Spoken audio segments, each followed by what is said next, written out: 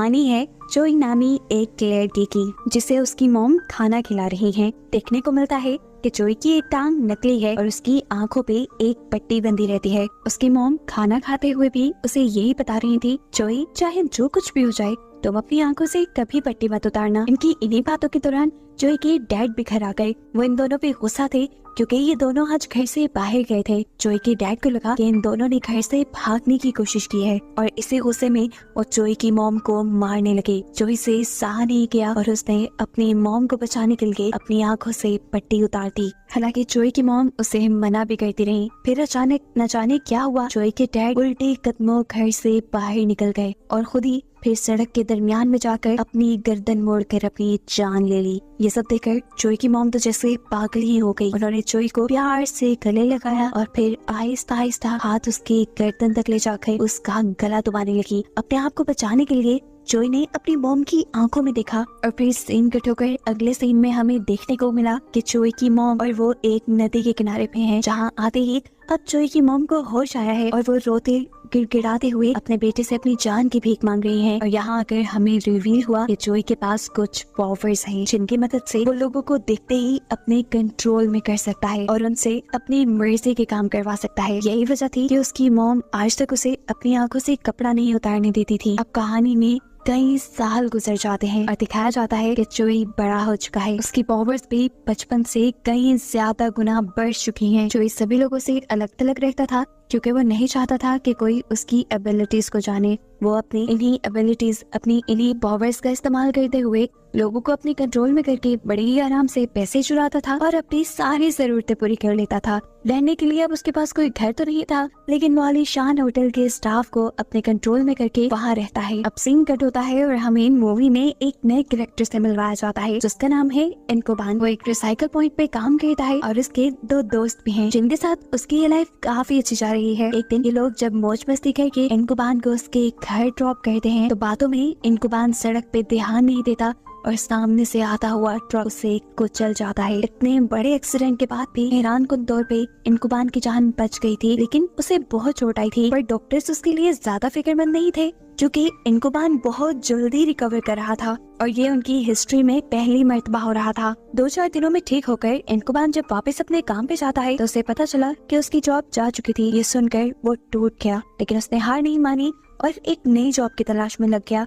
ये नई जॉब उसे मिली एक छोटे से स्टोर में, जहाँ उसे चीजों की रखवाली करनी थी। शॉप का ओनर बताता है कि आए दिन उनकी दुकान से चोरी हो जाती है, लेकिन सीसीटीवी कैमरास में कोई चोर नजर नहीं आता। इनकुबान को बस अब उनकी शॉप की रखवाली करनी थी। अगले दिन यहीं पर इनकुबान को यांग नाम की लड़की मिलती है, जो कि शॉप ओनर की बेटी थी। बातें करते हुए इन दोनों की काफी अच्छी अंडरस्टैंडिंग हो गई। कुछ दिन ऐसे ही गुजरते रहते हैं। फिर एक दिन इनकुबा से मिलने के लिए उसकी दोस्त उसी की शॉप पे आ जाते हैं, जिनसे मिलकर इनकुबा बहुत खुश हुआ था। साथ ही इनकुबा के बॉस पे ये सभी मिलकर बातें करने लगे कि एकदम से वहाँ पर आ गया जोई। जोई ने आते ही सब लोगों को एक साथ अपने कंट्रोल में कर लिया, क्योंकि जैसा हम जानते हैं कि उसकी पावर्स पहले से कई ज्यादा बढ़ चुकी हैं। जोई अब ऑनर को ही हिप्नोटाइज करते हुए उसे लॉकर खोलने की कमांड करता है, जिसके बाद ऑनर उसे पैसे निकाल कर जोई को देने लगे। अब यहाँ बैठे हुए इनकुबा को एकदम से फील हुआ कि वो अपने जिस्म को हिला नहीं पा रहा। वो बहुत ही मुश्किल से अपने दिमाग पे और अपने जिस्म पे काबू वापस पाता है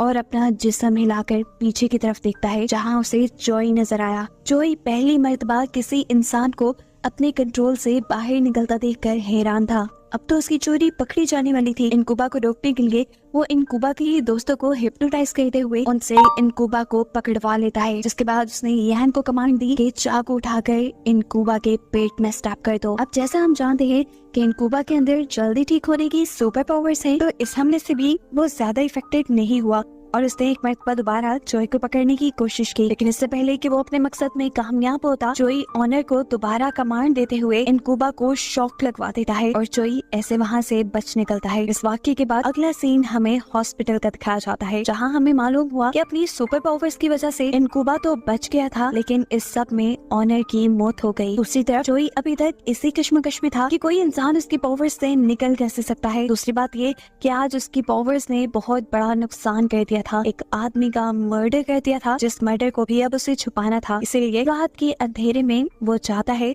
उसी शॉप की सीसीटीवी फुटेज चुराने, जो फुटेज उससे पहले इनकुबा और उसके दोस्त भी वहाँ चुराने आ चुके थे, क्योंकि इनकुबा वो पहला इंसान था जो चोरी की हकीकत जान चुका था और चोरी की हकीकत सबको बताने के लिए उसे ही फुटेज चाहिए थी। इस मर्तबा चोरी अकेला नहीं आया था, बल्कि वो अपने साथ बहुत सारे लोगों को अपने कंट्रोल में करते हुए लेकर आया था। जो कुछ भी हुआ था वो इनकुबा के दोस्तों को भी पता था और वो ये भी जानते थे कि चोरी इन सारे आदमियों के जरिए उनके ऊपर हमला करवा सकता है। इसी के डर से वो दोनों वहाँ से भाग जाते हैं, लेकिन इनकुबान वहाँ से नहीं भागता और सीसीटीवी फुटेज चुरा कर वहीं पर छुप जाता है। अब चोरी को भी इनकुबान के यहाँ होने का अपनी पावर्स की वजह से पता चल जाता है और वो सीसीटीवी फुटेज उससे लेने के लिए उस पर हमला करना शुरू कर देता है। लेकिन इनकुबान बचकर बाहर अपनी वैन में आ गया। यहाँ आकर उसने देखा कि अब चोरी बिल्कुल अकेला था। अब वो उसके ऊपर हमला करने की भी कोशिश नहीं कर रहा, ना ही उससे लड़ने की। और तब वो ये बात समझ गया कि चोरी को हमला करने के लिए लोगों की जरूरत होती है। मौके का फायदा उठाकर उसने चोरी को पकड़ने के लिए उसका पीछा करना शुरू कर दिया। अब एक सुनसान जगह पर जाकर चोरी रुक गया और उसके पीछे इनकुबान ने भी गाड़ी रोक ली। अब जैसे ही इनकुबान गाड़ी से उतरा, उसके ऊपर काफी सारे लोगों ने हमला कर दिया था। असल में चोरी यहाँ पर जानबूझ के रुका था,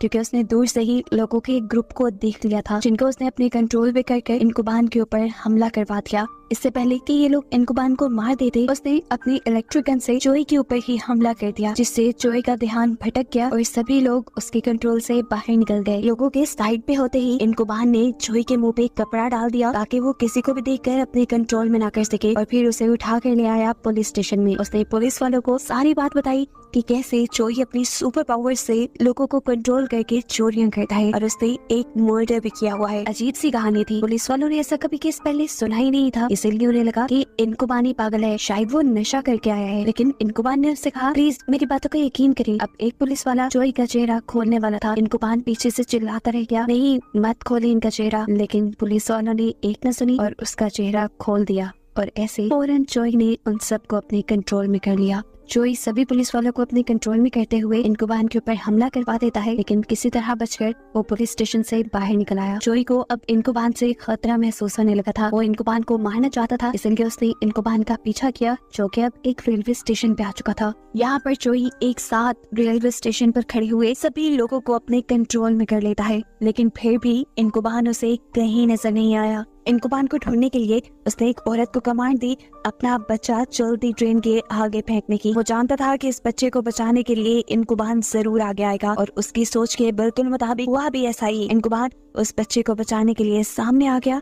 उसने बच्चे को तो बचा लिया, लेकिन खुद उसे बहुत ज्यादा चोट आ गई। इनकुबान की इतनी बुरी हालत हो चुकी थी कि चोरी जानता था अब वो मर जाएगा, लेकिन एक चीज जिससे वो अनजान था वो थी इनकुबान की जल्दी ठीक होने वाली सुपर पावर्स। इस सारे वाक़ये के बाद चोरी ने अपने कंट्रोल से सबको आजाद कर दिया और चुपचाप वहाँ से निकल गया। अपने आलीशान होटल जब वापस आया तो उसने देखा कि उसके कमरे में बहुत सारे पुलिस ऑफिसर्स इन्वेस्टिगेशन कर रहे थे, जिन सबको रूम में आते ही उसने कंट्रोल में किया और सबको बाहर निकाल दिया। सीन कट होकर हमें दोबारा इनकुबान को दिखाया जाता है, जो बिल्कुल ठीक ठाक अब अपने दोस्त के गैराज में बैठा है। उसने अपने दोस्त को सारा वाक़या बताया कि कैसे चोरी ने उसे पकड़ने के लिए एक बच्चे की जान को खतरे में डाल दिया। वो कितना सफाक और बुरा है। ये दोनों इनकुबान की बात पे यकीन कर लेते हैं और फैसला करते हैं कि मिलकर चोरी को मारेंगे। यहाँ पर अब पुलिस को भी चोरी के बारे में शक होने लगा था। इन्वेस्टिगेशन करने के लिए वो चोरी की मॉम के घर पहुँच जाते हैं और चोरी को इस चीज की खबर होने पर वो वक्त से पहले वहाँ पहुँच गए सभी पुलिस ऑफिसर्स को मार देता है। अब तो उसे अपनी मॉम भी अपने लिए खतरा लगने लगी थी, इसलिए उसने सोचा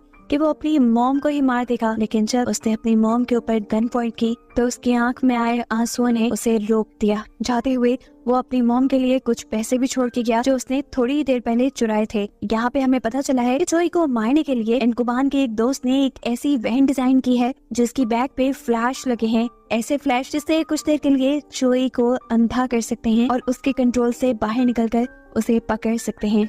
इसी मिशन और प्लान के चलते ये लोग चोरी को ढूंढने के लिए निकल गए। अभी चोरी उन्हें मिला नहीं था कि इनकुबान के रास्ते में आग लग गई और फिर उसकी आंख खुली गाड़ी में आने वाले जोरदार झटके की वजह से, और उसने देखा कि उसका एक दोस्त उसके दूसरे ड्राइव करते हुए दोस्त के ऊपर हमला कर रहा था। ये देखते ही वो समझ गया कि ये काम चोरी का है। चोरी ने इन्हें कंट्रोल में किया हुआ है और वो कहीं दूर से इनके ऊपर नजर रखे हुए है। इनकुबान उसे ढूंढने के लिए गाड़ी से उतर गया। दूर से चोरी दिख भी गया जो एक बिल्डिंग के अंदर जा रहा था उसे पकड़ने के लिए। वो भी जब बिल्डिंग के अंदर गया तो उसने यहाँ पर आके देखा कि चोरी ने बहुत सारे लोगों को अपने कंट्रोल में किया हुआ है। अब सभी लोगों को कंट्रोल करते हुए वो इन्हीं लोगों की आवाज में इनकुबान से बात कर रहा था। चोरी ने उससे कहा, देखो जब से तुम आए हो तब से चीजें गड़बड़ हो रही हैं। वह चुपचाप चोरी करता था, चला जाता था, किसी की जान खतरे में नहीं आती थी। लेकिन जब तुम आए सब गड़बड़ हो गया, मैंने मर्डर कर दिया और ऐसे इस सारी चीजों के पीछे जिम्मेदार हो तुम। ये बताने के बाद अब चोई ने लोगों को एक एक करके छत से नीचे गिराना शुरू कर दिया। जिनकी जान बचाने के लिए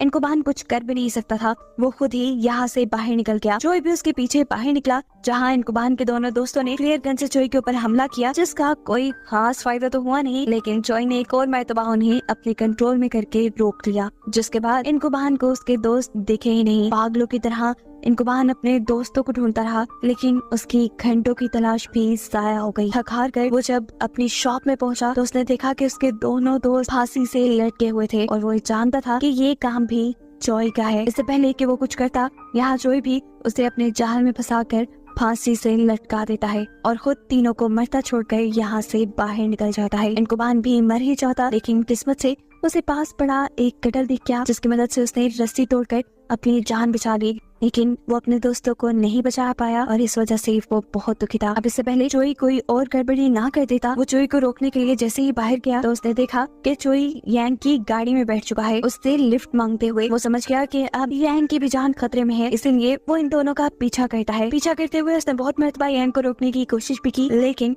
चोई ने उसे पहले से ही अपने कंट्रोल में किया हुआ था। सड़क पे चोई इनकुबान को रोकने के लिए सड़क पे मौजूद सभी ड्राइवर्स को अपने कंट्रोल में करके एक टाइम पे उनसे ब्रेक लगवा देता है, ताकि वहाँ बहुत बुरा एक्सीडेंट हो और इनकुबान मारा जाए। लेकिन उसके मरने से पहले ही उसे अपनी गाड़ी के अंदर अपने दोस्तों की सोल दिखाई दी, जिन्होंने उसे एक स्पेशल बटन के बारे में बताया, जो बटन दबाते ही गाड़ी किसी रॉकेट की रफ्तार से एक्सीडेंट होने से पहले ही वहाँ से निकल गई। इसके बाद हमने देखा कि चोई यांग को लेकर एक ऊंची बिल्डिंग में आ चुका था। वो यहाँ से गिराकर यांग को मारना चाहता था, ताकि उसके डैड यानी शॉप ओनर के मर्डर का केस करने वाला कोई इस दुनिया में रहे ही ना। वक्त रहते ही इनकुबान वहाँ पहुँच गया और ऊपर जाते ही उसे दिखा चोई, जिसे वो जाकर ही मारना शुरू कर देता है। वो चोई को बिल्कुल मार ही देता, लेकिन उससे पहले ही उसने देखा कि साइड रेलिंग के ऊपर यांग खड़ी हुई है, जिसकी जान खतरे में थी। इनकुबान जब उसे बचाने के लिए आगे बढ़ा तो पीछे से चोई ने इनकुबान को शूट कर दिया और फिर उसने अपना सारा गुस्सा इनकुबान के ऊपर उतारने के लिए उसे मारना शुरू कर दिया। तब